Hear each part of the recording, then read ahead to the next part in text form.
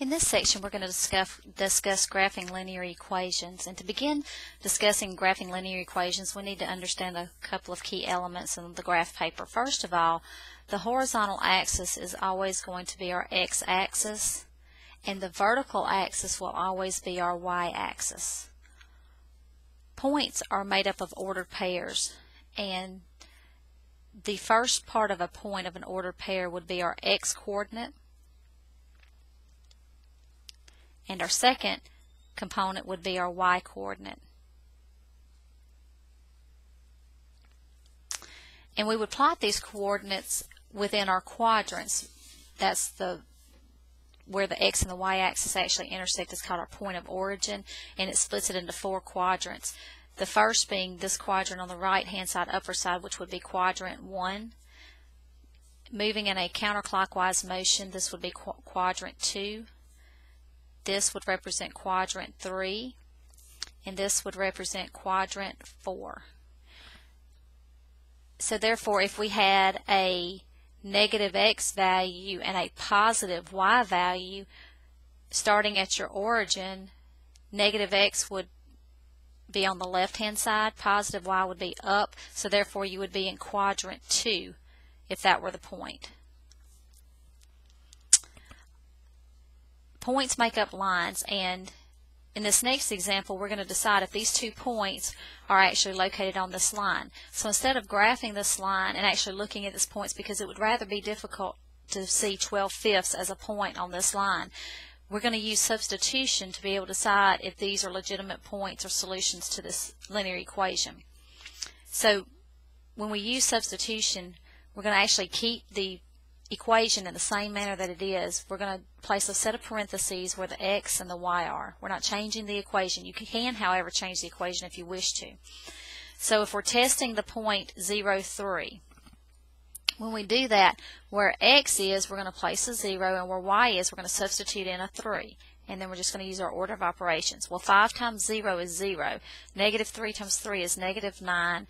And then you bring down your equal sign and you're positive 9. 0 minus 9 is still going to be negative 9. Well, negative 9 cannot equal to positive 9, so in that case we would say therefore 0, 3 is not a solution because it does not make a true statement after being substituted. Using the same equation, placing a parenthesis for x and for y, we're going to test the other point, which would be the 12/5, negative 1. When that occurs, we're going to place the 12/5 in for x, and we're going to substitute negative 1 in for y. The 5's actually cancel here, so you're left with 12. Negative 3 times negative 1 is positive 3 equals to 9. Well, 12 plus 3 is 15, and you bring down your 9 because you haven't actually had anything happen on that side of the equation. 15 does not equal to 9, so we would say therefore 12/5 negative 1 is not a solution.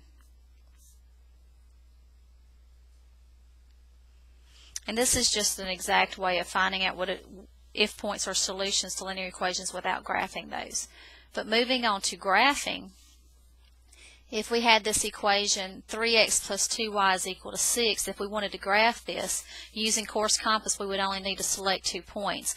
So I'm going to make a table for this, and I've just chosen the points 0, 2. You can use any 2 points that you want to, but we're going to substitute these in for x, and then we're actually going to find what y is equal to, and then we would graph the points. So the same principle as what we just went through is we know what x is, so we're going to place a set of parentheses there. So in this case right here, we're going to plug in a 0 for x. 3 times 0 is 0.